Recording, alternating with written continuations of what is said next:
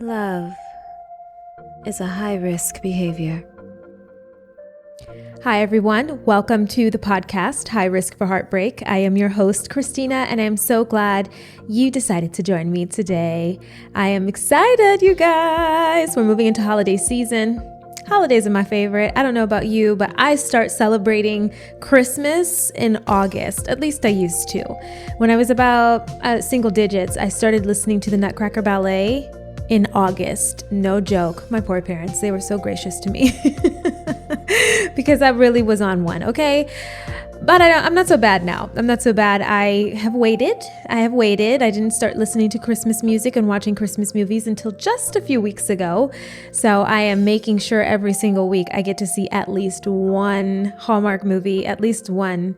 So I'm excited to do that this week once work is done. Anyway, welcome to the podcast. For those of you who are coming back as return viewers, I appreciate you guys for supporting the podcast. I appreciate all the wonderful feedback that I've been receiving to my phone and to my DMs about how you are able to relate with some of this content. And I appreciate you guys for supporting me here on YouTube and on Spotify as well. Also, I want to welcome those of you who are new to High Risk for Heartbreak. Maybe you're just dipping your toe in the water and you just want to kind of see what the temperature is over here, if it fits for you. I pray that it does. I pray that you stick around for a while and that you're able to glean at least one thing from this podcast.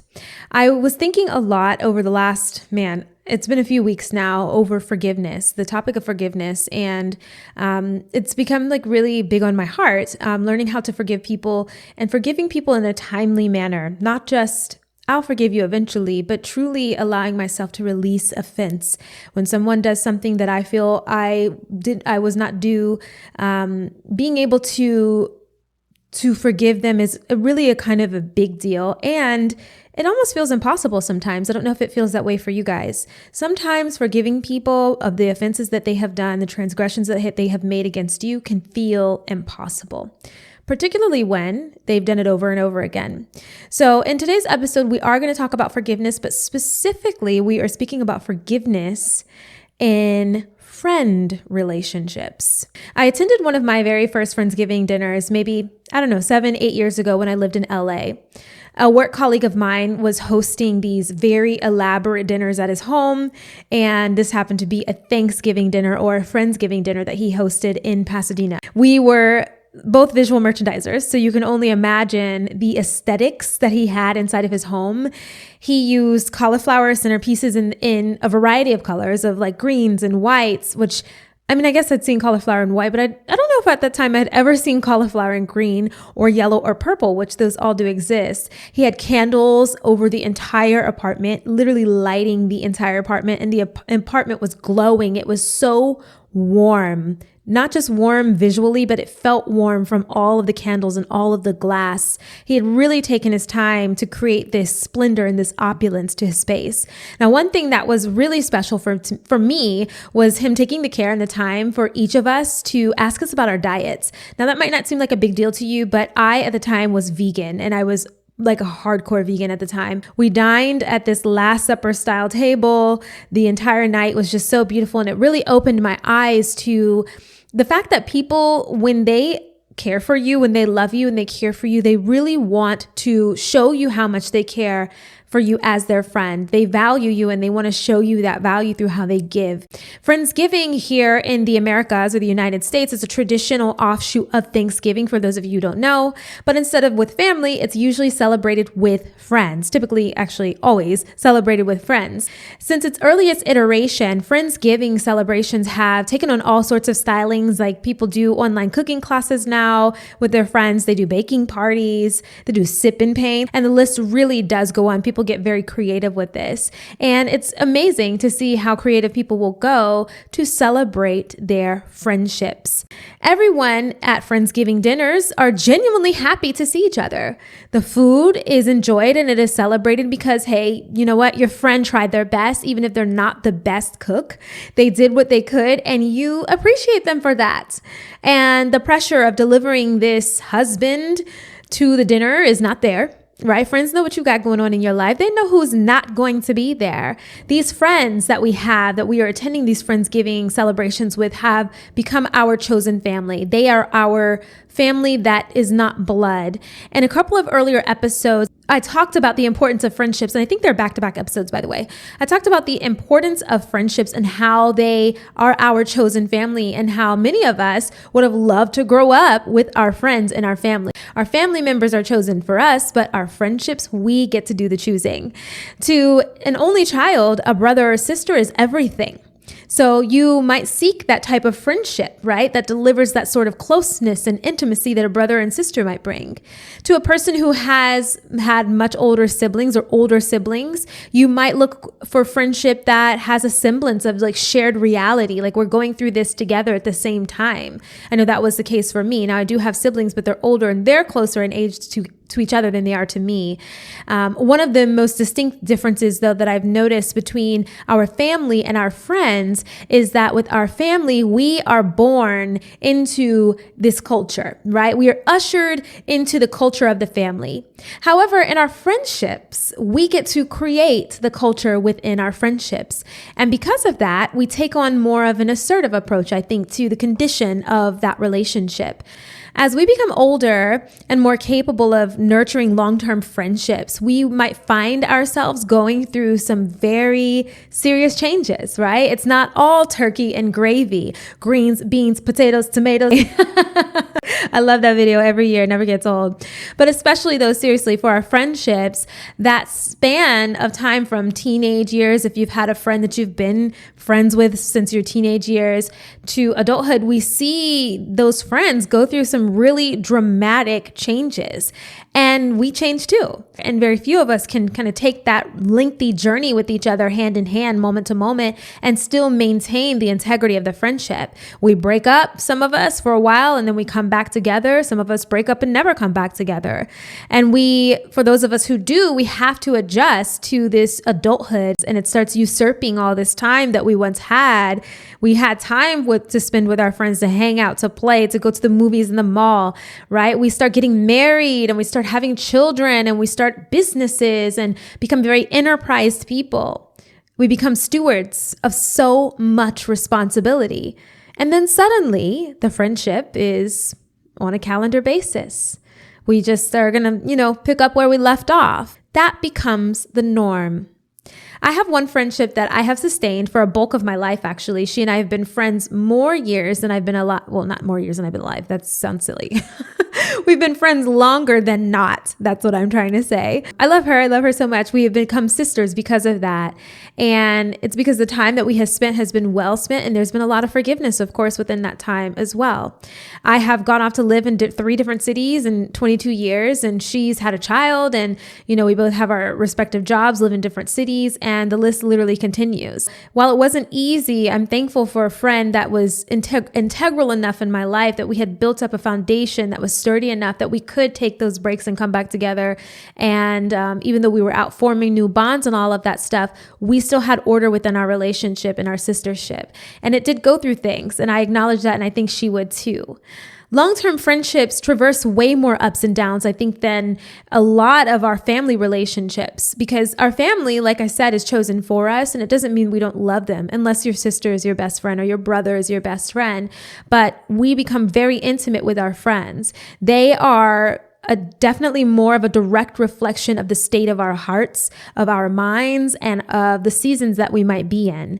The Bible speaks about the company that you keep and how important it is that our company or our friends are wise and that they are friendly. And it even talks about some of them sticking closer than a brother. If they have your ear, they have your life. My pastor once said that, and I love that quote, whoever has your ear has your life. Like any friendship, they obviously have to be taken care of, or like any other type of relationship, they have to be taken care of, which is obviously much easier said than done. So what do you do when your friends, your chosen family, and you are not doing okay? And you're not obligated to keep your friends around, but if they are chosen by you, why not choose them? Today, I want to discuss the important function that forgiveness does play in our friendships and how real friends are forgiving. So let's relate. The nature of friendship has transformed so much for me over the years. When I was a child, I became friends with almost anyone. I could easily make friends. You walk up to somebody, you've seen kids do it. Hey, will you be my friend? Sure. Yay. And they run off into the sunset, right? And they're friends. They really are. They really just receive and accept people. And it felt like, especially at that time for me, there was no offense that anyone could do to me that would make me like completely sever the relationship. It wasn't until older that I started to do that. As I became a teenager, though, I began to search for my friendships in a little bit of a different way. I began to search for the likeness that we had in identity. I desired to be somewhat like my friends and then be like me, but having this idea that what you see in front of you, you want it to be a mirror of you. So you want to be like them, they want to be like you, and it creates this very homogenous bubble, and we kind of move about as a unit, right? That's why you see so many cliques at that time, right? When you are in your teenage years, there's a clique here and a clique here, and everybody looks the same as the goth clique and the preppy clique and the cheerleader clique and the jock clique. Nonetheless, I say all of that as I began to traverse into my adult friendships, I really began to value the distinctiveness that we all had. I really began to look at these people and be like, wow, you're so different from me. I love that. I'm so different from you. I love that. Let me lean into you. And I just became better acquainted with the God in me, the God that created me to be who I am, separate from anyone else, and not lesser than anyone, but distinctively different, and the same went for all of my friends. And so that's what it was like when I got into my adult years, and that's very much what I'm living in now. I have close friends, medium friends, and I have people that I would call acquaintances, and I don't mind people being as far away as they need to be and serving my life in whatever way that is, right? And me and their lives. In whatever capacity that relationship needs to be is fine with me. I do not mind, because I am no longer a child. I'm no longer a child. I don't need everyone to be my friend or a mirror image of me. I actually depend on them to be them. That's the only way that this relationship feels appropriate to me now. My older friends, I need them to be my older friends because they give me wisdom and insight on things that I wouldn't have because I haven't had as much life. Then I have my young friends. I need my young friends because they help keep me spry so they don't become rigid. They keep me youthful and not too serious about life. And not that I'm not particular, because I am a very particular person, but I appreciate having the plethora of friends that I have on each side of my age to inform how to live my life. But in all the relationships, not all of them are friendships, I have had to learn how to forgive, and I've had to forgive a lot. I've not only forgiven them, I have had to forgive myself to be able to maintain the relationship, which is obviously easier said than done. And therein lies one of the symptoms of an unforgiving friend. They, like anyone else, are ensnared by unforgiveness when someone offends them. And to be ensnared or to be unchanging and to be hurt so deeply can really change the way that you do your relationships. When the hurt runs that deep, you might find that you can't move forward in your relationships. These people might become stricter in the relationships for the sake of protecting themselves from whatever the hurt is. Unforgiveness is an act of choice, though. It is an act of choice of holding a wrong against someone who has offended you. Unforgiveness is a trap from the enemy that sets you and your friendship up for personal anguish, for having you recall, right? You'll be recalling these offenses as many times as you need to validate the initial feelings of that hurt, whatever that offense was. You will recall those things as many times as you need to validate that feeling. And what happens is you maintain the feeling of the original blow, but it's been 5 months. You maintain the feeling of the original blow, but it's been 5 years. And even if you don't say anything to your friend, that is running like clockwork in the back of your mind. And the way that you relate to them is out of a place of unforgiveness. It's like picking at a wound on your knee. The wound wants to heal, but you continue to intervene in the process by picking it. And what happens is you continue to re-injure that place over and over again with every pick, not allowing it to heal. I think it is our natural inclination with people that we love to want to move forward with them without strife. We don't want to hold on to this baggage. But when we are wound pickers, unforgivers, that's what happens. Unforgiveness sometimes is actually more for us than it is. And really, I would say almost all the time, it's more for us. For the personal offenses that may have happened against us, it's more for us to release that baggage than it is for them. You can forgive someone and never even tell them, but the way that you act towards them will say so. And this is not to say that the offense is not real or that it's not valid, right? Because we do have some really big offenses that happen within our friendships, maybe betrayal, maybe lying. When anything is habitual, it is very hard to find that forgiveness. And I have a couple verses to share with you guys later on this topic, right? Extended periods of offense can definitely lead you into a deep space of unforgiveness, especially if you have been merciful and gracious to do it over and over again. But still, forgiveness is something that we are instructed to do, and it will impact the quality of our lives and our relationships if we cannot do it. The Bible says, "Faithful are the wounds of a friend, but the kisses from an enemy are deceitful." And that's Proverbs 27:6. Faithful are the wounds of a friend? I have read the Bible a couple times through, never seen that verse. When I read that, I just was like, yeah, I would prefer if someone was going to hurt me that it would not be an enemy. I don't want the kiss of an enemy. It's fake. The wound from a friend, from someone who I know cares, who has my best interest in mind, I much prefer that. I know they don't intend, but sometimes they do. Friends will wound you. They will wound you by their own transgressions because we're human beings.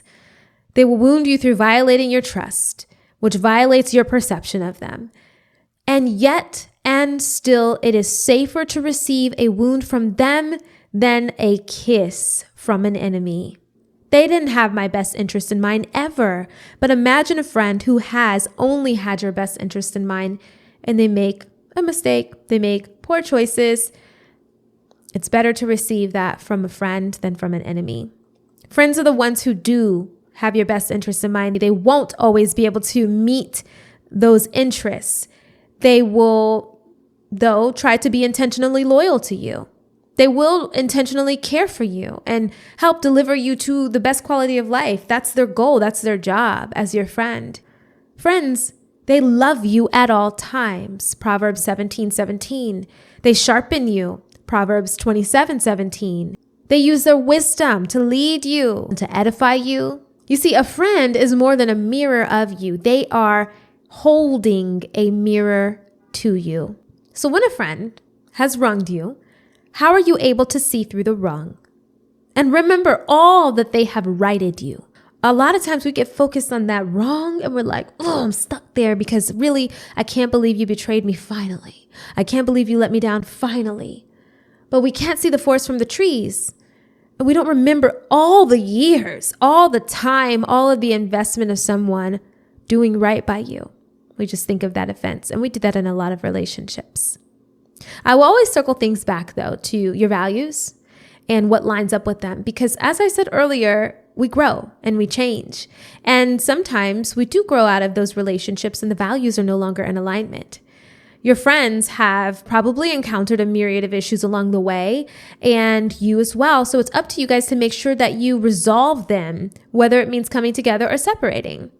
Right? Now, obviously, I'm not speaking about abuse. If abuse is present or people are doing something harmful to each other, I don't think that those are friendships that you need to continue. And I wouldn't even call them friendships.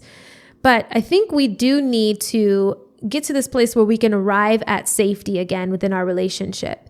And when you are holding on to unforgiveness, you cannot arrive at safety. Squabbles happen. Uncomfortable things happen. Sometimes things are confusing to navigate. But readdressing your values, right? What's most important to you within yourself and within your relationships? Do they align? That will help you get onto the right path to your reconciliation with your friend or not. We all have our subjective points of view, what values are and what we do value. So I can only give you my 3 top values when it comes to my personal values and values that exist within my friendship relationships. Maybe this will jog something for you. I want to list them off with my reasons why, and then I'll give you 3 reasons why you might find yourself in a place of unforgiveness within a relationship. So my top value for a solid friendship, number one of number one, okay? Drum roll, I'm sure you guys can guess it. Kindness. Listen, you got to show up in the world with kindness. Kindness is one of those actions that has so many, millions of little mini actions. What is a kind friend? A kind friend to me embodies someone that is benevolent and that has a good will, not just towards me, goodwill towards everybody. You can learn a lot from people and about people by how they treat others. They will treat me like they have my best interest at heart. They will consider me. They will be compassionate about me and the relationship that we have. They'll want to fix it if something is broken. I don't desire anything from people that I don't also embody myself, or try to embody myself, should I say. Number 2 is honesty. My honest friends have a security that my honest friends give me a security that I don't ever need to question. They have a frankness and maybe a bit of candor to them. I love me some frankness and candor. Okay, that's just my personality though. I can't help but respect that. And that's really, really important to me, that people that I hold near and dear to me tell me the truth.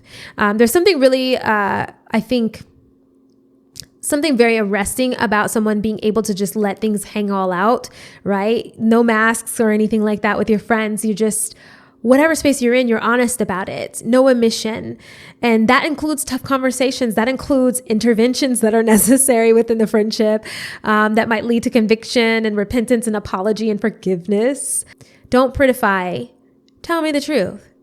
They're honest. They are authentic. Number 3 is my friends are committed. They're someone that I feel very secure about. I know that they're in their heart of hearts that they are my friend, and they gladly commit to the journey of friendship with me. Have you guys ever thought of friendship in that way? Like, this person is committed to this that we are creating together, and to me, and I to them, of course. They have learned to trust my nature. Have you ever had anyone that doesn't trust who you say you are and who you show up as? They're just kind of like always questioning it, or their perception of you is very skewed. And you're like, that's not at all the heart that I come from. A friend that is committed to you would be committed to seeing you, and the blind spots will help you correct, right? That honesty, that's where that honesty comes in. But also, when you say you are something and you do the thing you say you are, they believe you. I believe actions and words line up, not just actions, not just words. I've seen it go awry in both directions, so they must meet in the middle. But a true friend is going to know your nature. They're going to know your nature, even in the silence, even in the distances and the impasses. When you guys have these little mini breaks and you might be feeling a little bit of, offense with each other. They know your nature enough to feel secure that the friendship eventually is going to take a turn for the better. I love that in a friendship that is set to survive. Now, I want to give my 3 violations of friendships that I think might lead to unforgiveness, and maybe you'll agree with these. The first one is disservice. And when I think about this, I think this could be a very major violation to a friendship of mine. My friends, if they only acted in a way that was in their best interest of themselves, it robs us as a pairing of the connection that is meant to be made through the friendship. It also seeds questions in my mind about their loyalty. Again, this goes back to commitment and their care for me as a participant in the relationship. I think it does us both a disservice because it's unkind and it's unjust. If a friend of mine is ever exhibiting any type of characteristics that would cause me to question if I am safe with them, because there's no inclusivity and no vested interest in me, I would probably feel a bit of unforgiveness and offense in that area. Furthermore, the contribution to the relationship, I think, would be lacking, right? It would be lacking. We would be snuffing out possibility for growth and being able to move forward from relational injuries. Number 2 is a liar. Ooh. Oh, you guys, a liar. This one really gets me because, and maybe it should have been number one, because it really is such a violation. It's such a violation to give a friend your vulnerability and then they return it with fabrication. Friendship should not be one-sided. It should not.